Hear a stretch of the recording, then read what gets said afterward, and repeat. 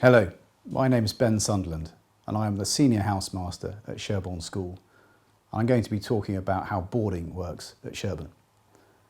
One of the first questions I'm often asked is, why boarding? I think a key point is the strength of the relationship boys form when in the boarding environment. They form incredibly strong bonds.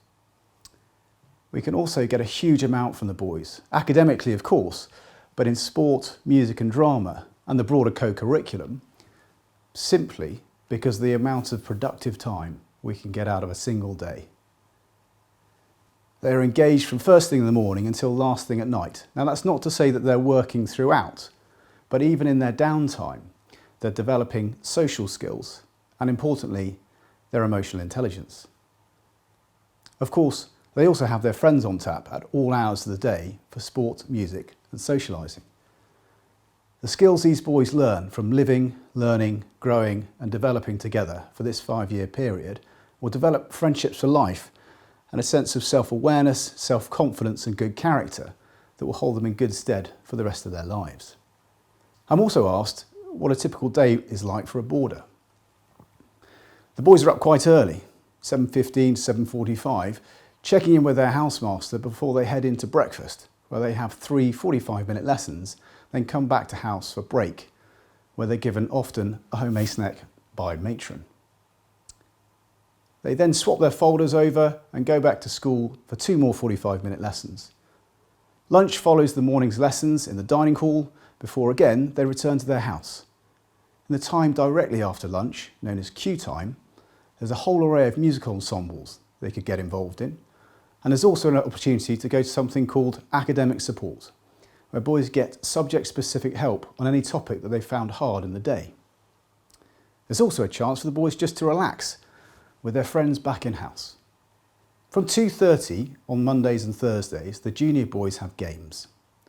The boys change in-house and make their way down to Carey's, which are our junior pitches. On the other days, they're in afternoon lessons until 5 p.m. Supper is at 6, which is then followed by house assembly back in-house.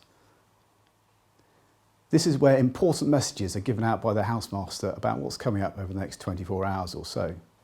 Hall is from 7 until 8:45, and after hall there's some downtime where the boys can just relax before they start getting ready for bed at 9:30 with lights out at 10. People are often interested about how evenings and weekends work. Once the boys have finished their work in the evening, they do get that downtime that I just mentioned, and they can relax and go out into the garden to play a bit of football or rugby. Or if the weather isn't that good, they can go into the barge yard, a fenced off tarmacked area where they can play barge yard football, rugby or cricket. The older years have the opportunity to go back into school to practice their music, to go to the sports centre or simply relax and socialise with their friends in-house. On certain nights, the whole house might go to the AstroTurf for a kickabout, which helps to reinforce that sense of house spirit and house community. After lessons and sports fixtures on Saturdays, the boys enjoy the joint social programme we have, the Sherborne Girls. This is where the boys either go to a whole year group social at one of the 2 schools, or they have a house year group social where, say, third form girls from the girls' boarding houses are hosted by the boys in their own house for a range of activities.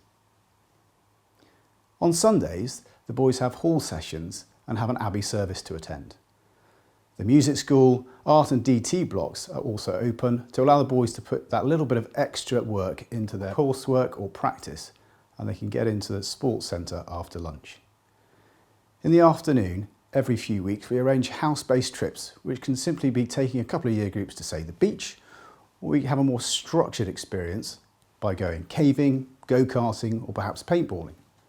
The boys do, of course, need downtime on a Sunday afternoon, and they're free to relax in-house or perhaps go to another boarding house or even go into town where they could meet some newfound friends from another boarding house or from the girls' school.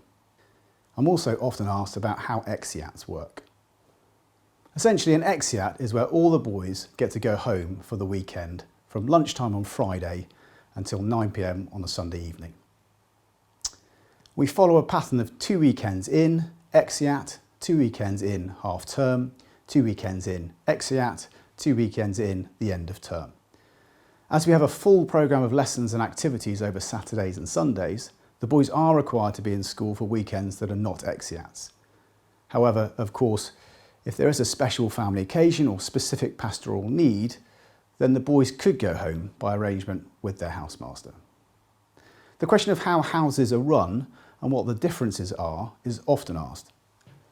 All houses are run in a very similar way. So, for example, the boys' bedtimes in all the houses are the same.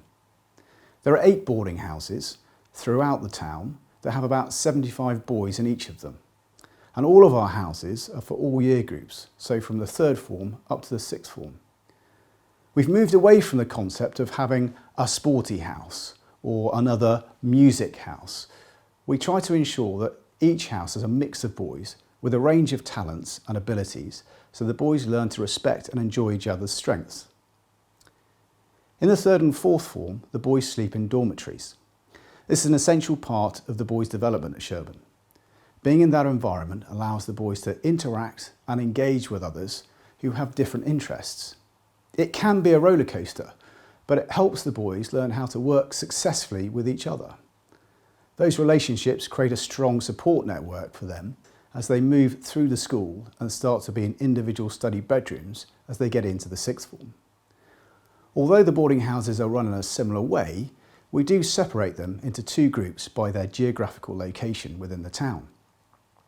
In-houses, which are School, Abbey, the Green and Abbeylands, are based either within or very close to the school, which makes them very convenient for getting to and from your house to lessons and the dining hall. Conversely, outhouses, which are Harper, Wallace, Lyon and the Digby, are no more than a few minutes walk from the main school, but tend to be bigger buildings with bigger gardens and have more space. It really is down to personal preference of whether you feel your son will thrive being closer to the school or they'll enjoy that sense of coming away from school to get to their boarding house. I'm often asked about how pastoral support works within a house. There's a very strong sense of service the senior boys show towards the juniors, not only through the prefect system of both house and school prefects who are in the upper 6th, but also within year groups in the houses, which develops a strong sense of community, identity and respect. Boys in their house are often the first line of support if they need a little reassurance, but of course there are also a number of key members of staff who are in the boarding houses, whether that be their housemaster, matron, assistant matron, resident tutors who live in the boarding house, and tutors who are in the houses of an evening, or more broadly, the chaplain, the nurses in the health centre, the school's counsellor or the deputy head pastoral. They're all there to provide a network of support to ensure the boys thrive at school. Sherborne has an excellent tutoring system. Each boy is allocated a tutor in our one-on-one tutorial system. The tutor comes into the boarding house on a duty night once a week where they sit down with their tutee for 15 to 20 minutes, covering a range of things, but broadly, academically, how are they performing against the targets the school has set them? Pastorally, how their relationships with others in-house and more broadly in the school are developing. And finally, questioning how engaged the boys are in the vast co-curricular programme the school has to offer. And when appropriate, giving them a gentle nudge in the right direction to try new things. And finally, what are the housemasters like? Being one of them, it feels slightly uncomfortable singing my own praises. But when I think of my colleagues, they are a remarkable group of dedicated and committed people. They share their lives, their families and their pets with the boys in their care to ensure that each of the houses has a warm and homely feel. They invite boys into their homes to offer support, guidance, a friendly face, but also to act as a role model in their development into young adults. I hope that you found this brief overview useful, and we look forward to welcoming you to Sherborne for a visit soon.